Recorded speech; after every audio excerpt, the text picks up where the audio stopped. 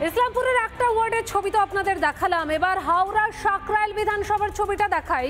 নতুন কিছু নয়, সেখানেও মৃত ভোটারদের একদম রমরমা বলা যেতে পারে, ভুরি ভুরি ভুতুরে ভোটার।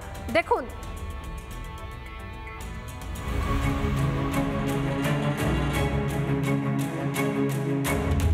ভুতুরে ভোটার খুঁজতে খুঁজতে চলে এসেছি একেবারে সাকরাইল বিধানসভা কেন্দ্রের এলাকায়, এবং সেই বিধানসভা কেন্দ্রেতে একাধিক রয়েছে ভুতুরে ভোটার। 174 নম্বর পার্টে 254 নম্বর বুথ এলাকায় আমি রয়েছি।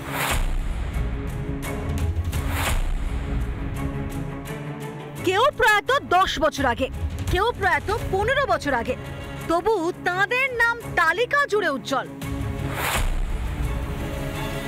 আমি একবার সরাসরি চলে যাব সেই মানুষগুলোর কাছে যেখানে যাদের মায়ের নাম রয়েছে, যাদের বাবার নাম রয়েছে, এবং তাদের এখনো পর্যন্ত ভোটার লিস্টের কারচুপি এখনো কিন্তু শোধরানো হয়নি।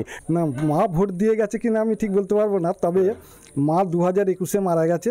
তারপরে 3টে ইলেকশন হয়েছে। এক হচ্ছে 2021-এর অ্যাসেম্বলি ইলেকশন, 2023-এর পঞ্চায়েত জেনারেল ইলেকশন, আর হচ্ছে 2024-এ পার্লামেন্টারি জেনারেল ইলেকশন। শুধু মৃত ভোটারই নয়, অভিযোগ কারচুপি রয়েছে আরও। সারেঙ্গা গ্রাম পঞ্চায়েত এলাকা হিন্দুপাড়া বলেই পরিচিত, অথচ সেখানে নাজিয়া বেগম, সুনিয়া খাতুনের মতো একাধিক সংখ্যালঘুর নাম রয়েছে ভোটার তালিকায়, যাদের নাকি কোনো হদিশই নেই এলাকায়। 24-এ যে লোকসভা ভোট হলো, নিজে স্ক্রুটনি করে একটা মুসলিম ভোটার এবং বাইরে থেকে আসা ভোটার দুটোকে আমি বাদ দিয়েছি। এখন তো আবার দেখব যাতে 25-এর যে এটা আছে এটা আমি বাদ দেব। আমরা চাই যে যাতে বিএলও 2 এর কাজ কিংবা বিএলএ 2 এর কাজগুলো সঠিকভাবে আমাদের করাটা অতি প্রয়োজনীয় হয়ে পড়েছে। সুতরাং এই নিয়ে ফালতু একটা প্রোপাগান্ডা করে কোনো লাভ নেই। 2021 সালে আমার এমএলএ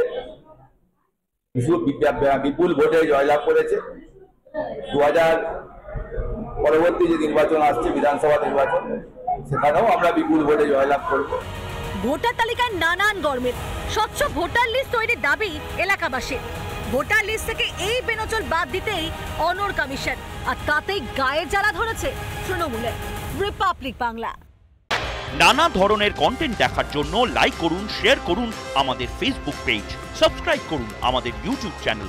পাশাপাশি অন্যান্য ব্রেকিং নিউজের জন্য অবশ্যই চোখ রাখুন রিপাবলিক বাংলায়।